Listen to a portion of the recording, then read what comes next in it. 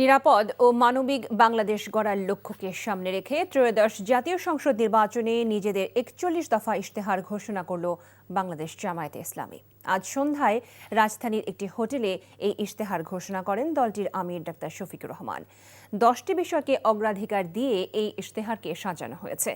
নিজেদের ইশতেহারকে দলীয় নয় বরং দেশ পরিচালনার অঙ্গীকার বলে উল্লেখ করেন জামায়াতের আমির।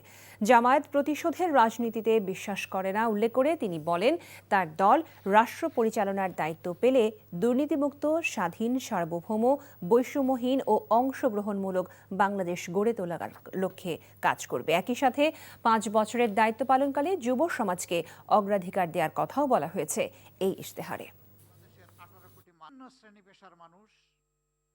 যুব সমাজের প্রত্যাশাকে, আকাঙ্ক্ষাকে ধারণ করেই আমরা আমাদের ইশতেহার রচনা করেছি। ইশতেহার রচনা করেছি মায়ের জাতিকে সম্মান দেওয়ার জন্যে।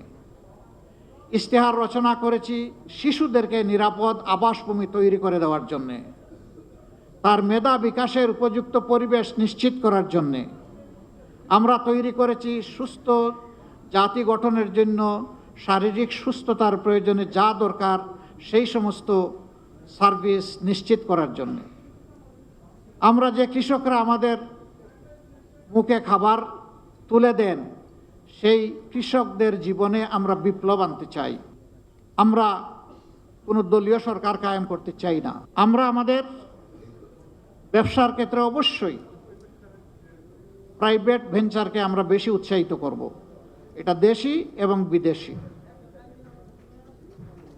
শিল্প মালিক যারা হবেন তাদেরকে আমরা সমাজের আইকন হিসাবে কবুল করব।